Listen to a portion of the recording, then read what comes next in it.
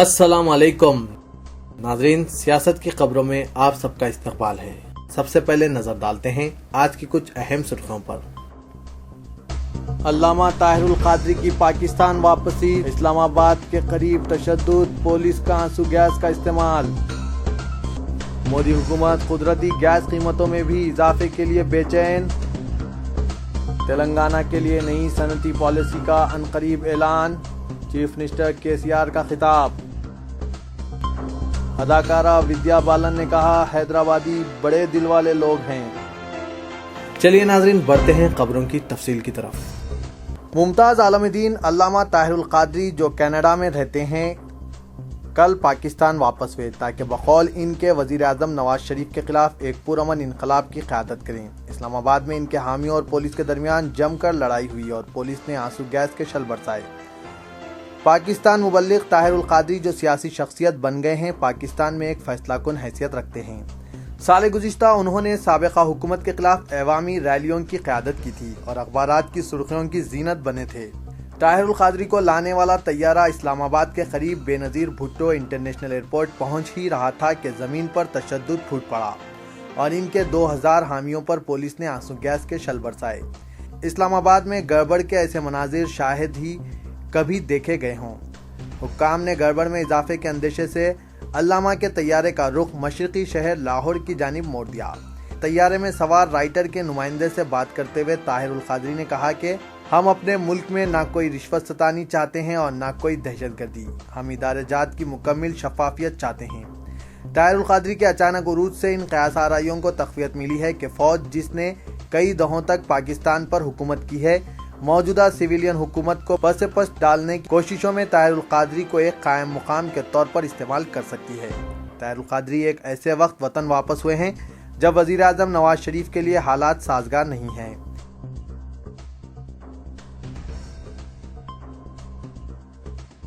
मुसलसिल दूसरे दिन भी आज दफ्तर वजीर आजम में कुदरती गैस की कीमतों में इजाफे के ताल्लुक से मुशावरत होती रही।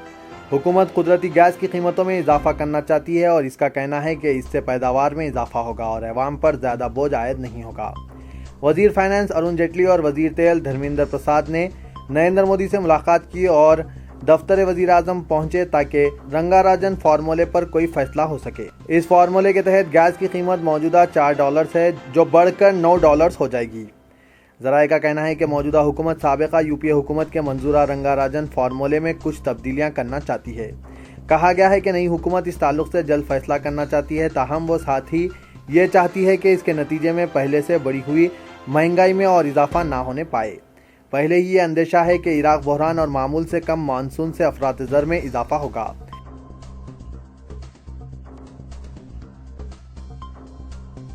शक्कर की कीमतों में फी कुंटल ₹60 का इजाफा हो गया जो मुल्क की बड़ी होलसेल मार्केटों में लागू होगा, जबकि हुकूमत ने दरामदी महसूल को बढ़ाकर 40% कर दिया है। हुकूमत ने यह भी फैसला किया है कि गन्ना काश्तकारों को बकाया जात की अदायगी के लिए 4400 करोड़ रुपए तक सूद के बगैर इजाफी कर्ज फराहम किया जाए। आला सतह की मीटिंग में जो रामविलास पासवान ने तलब की, यह फैसला किया गया कि इम्पोर्ट ड्यूटी को मौजूदा 15% से बढ़ाकर 40% कर दिया जाएगा।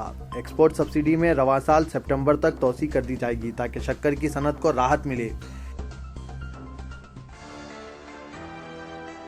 बॉलीवुड अदाकार व फिल्मसाज आमिर खान ने कल वजीर आजम नरेंद्र मोदी से इनके दफ्तर पर मुलाकात की। साउथ ब्लॉक में इस मुलाकात को एक खैर सगाली मुलाकात करार दिया गया है। वजीर आजम के दफ्तर के सरकारी वेबसाइट ने मोदी और आमिर खान के मुसाफहे की तस्वीर पेश की है। पीटीआई के बमुजिब आमिर खान ने इन मसाइल पर गुफ्तगू के लिए वजीर आजम से मुलाकात की, जिन पर आमिर खान अपने टीवी प्रोग्राम सत्यमेव जयते में रोशनी डालते हैं।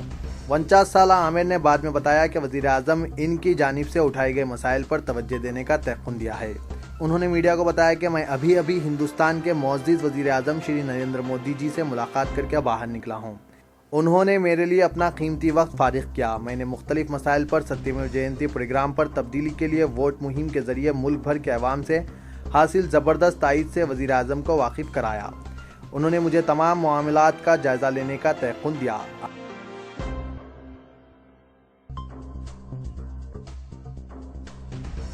تلنگانہ کے چیف منسٹر کے چندرشیکھر راؤ نے وعدہ کیا کہ ریاست میں بین الاقوامی صنعتی و تجارتی اداروں کے قیام میں حائل تمام رکاوٹوں کو ختم کرنے کے لیے بہت جلد ایک نئی صنعتی پالیسی کا اعلان کیا جائے گا۔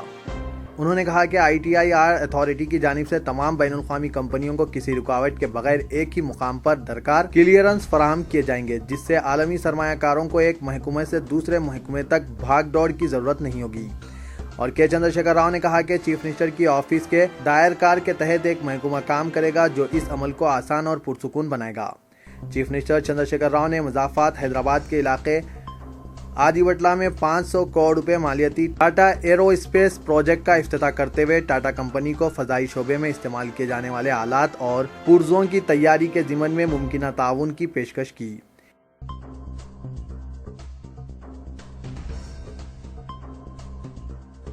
آندھرا پردیش قانون ساز اسمبلی میں اس وقت زبردست شور و غل، ہنگامہ آرائی اور سخت احتجاج کا آغاز ہوا جب رکن assembly Telugu Desam party D Narendra Kumar نے گورنر کے خطبے پر ایوان میں پیش کردہ تحریک تشکر پر مباحث کا آغاز کرتے ہوئے دوران اظہار برہمنی اسٹیلز اراضیات معاملتوں پر اپنے شدید ریمارکس کیے۔ ان ریمارکس پر وائس کانگریس پارٹی ارکان نے اپنی نشستوں سے اٹھ کھڑے ہو کر تلگو دیشم رکن اسمبلی کے ان ریمارکس پر اپنا سخت اعتراض کیا اور کہا کہ نریندر کمار گورنر کے خطبے پر تحریک تشکر پر اظہار خیال کرنے کے بجائے سابق حکومتوں کو اپنی تنقید کا نشانہ بنا رہے ہیں۔ اسی دوران قائد اپوزیشن وائس جگن موہن ریڈی نے اپنے شدید رد عمل کا اظہار کرتے ہوئے تلگو دیشم رکن اسمبلی کو چیلنج کیا کہ وہ اراضیات معاملتوں کو ثابت کر دکھائیں، جس پر نریندر کمار نے کہا کہ سابق کانگریس حکومت کے 10 سالہ دور اقتدار کی بے قاعدگیوں کا پردہ فاش کرنا ہماری ذمہ داری ہے۔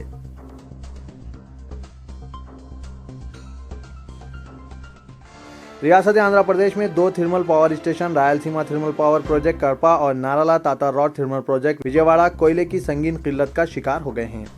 آندھرا پردیش اور تلنگانہ ریاستیں پہلے ہی برقی قلت کا سامنا کر رہی ہے اور تازہ صورتحال سے بحران مزید سنگین ہو گیا ہے۔ عہدیداروں کے مطابق ان برقی پروجیکٹ کو سنگارینی کالریز سے کوئلہ وصول نہیں ہو رہا ہے، جس کی وجہ سے رائل سیما پروجیکٹ میں 2 یونٹس بند کر دینا پڑا اور وجےواڑا پروجیکٹ میں برقی پیداوار کم ہو گئی ہے۔ اس صورتحال کے سبب شہری علاقوں میں 5 تا 6 گھنٹے اور دیہی علاقوں میں 9 گھنٹوں سے زائد برقی مسدود کی جا رہی ہے۔ آندھرا پردیش اور تلنگانہ کے صنعتی علاقوں میں بھی اتوار کی صبح سے برقی شٹ ڈاؤن معمول بن چکا ہے۔ بتایا جاتا ہے کہ سنگارینی کالریز سے ماہانہ 3,30,000 ٹن کوئلہ سربراہ کیا جاتا ہے، لیکن اب صرف 2,20,000 ٹن کوئلہ ہی سربراہ کیا جا رہا ہے، جس سے طلب اور سربراہی میں فرق پیدا ہو گیا ہے۔ عہدیداروں کے مطابق اس فرق کو پورا کرنے کے لیے کوئی متبادل انتظامات نہیں کیے گئے۔ اس کی وجہ سے برقی بحران مزید سنگین ہونے کا اندیشہ ہے۔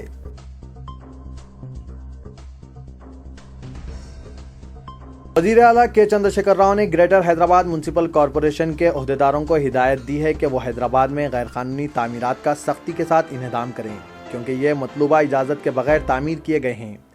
چیف منسٹر نے ان عہدیداروں کو ہدایت دی ہے کہ اگر ضروری ہے تو پولیس کی مدد بھی لی جائے۔ انہوں نے کہا کہ چونکہ کارپوریشن کی اجازت کے بغیر ہی یہ تعمیرات کی گئی ہیں، چنانچہ ان کے خلاف انہدامی کارروائی کرنے کے لیے پیشگی نوٹس دینے کی بھی کوئی ضرورت نہیں ہے۔ تاہم چیف منسٹر نے کہا کہ اگر اجازت کے ساتھ تعمیرات کی گئی ہے لیکن اگر کچھ حصہ اجازت سے ہٹ کر تعمیر کیا گیا ہے تو اس کے خلاف کارروائی سے قبل نوٹس جاری کی جائے۔ چیف منسٹر نے گروکل ٹرسٹ کی اراضیات کے تحفظ کے لیے سخت کارروائی کرنے کا اشارہ دیا اور کہا کہ سابق حکومت کی لاپرواہی کے سبب ان اراضیات پر غیر قانونی قبضے ہوئے ہیں اور اجازت کے بغیر تعمیرات کی گئی ہے، لیکن حکومت تلنگانہ اس بات کو یقینی بنائے گی کہ یہ تمام اراضیات کسی مفاہمت کے بغیر حکومت کو واپس دلائی جائے۔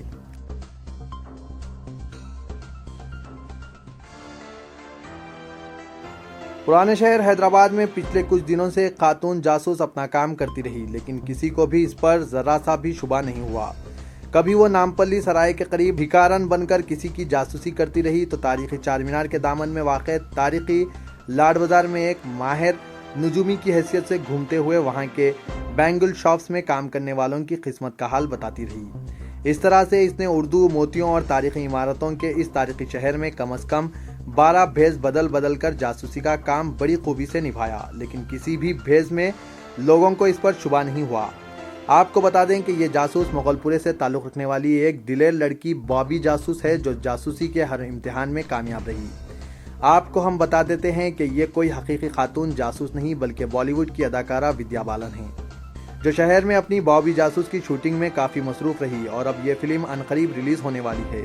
इस फिल्म में विद्या बालन ने पुराने शहर से ताल्लुक रखने वाली एक लड़की बिल्किस बानू का रोल अदा किया है।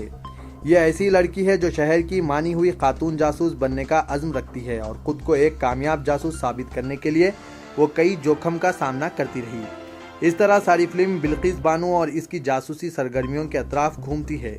डर्टी पिक्चर और कहानी जैसी फिल्मों के जरिए बॉलीवुड में बोल्ड एक्टिंग करने वाली विद्या बालन का कहना है कि इसने जो किरदार निभाया है इसमें शिनाख्त जाहिर होने के बहुत सारे जोखम थे, लेकिन जिस अंदाज में 12 मुख्तलिफ भेसों के लिए मेकअप किया गया वो गजब का था। विद्या बालन के मुताबिक इसने बॉबी जासूस में 12 भेसों में खुद को ढाला और हर भेस के लिए जो मेकअप किया जाता था इसमें कभी कभी 3 घंटे भी लग जाते।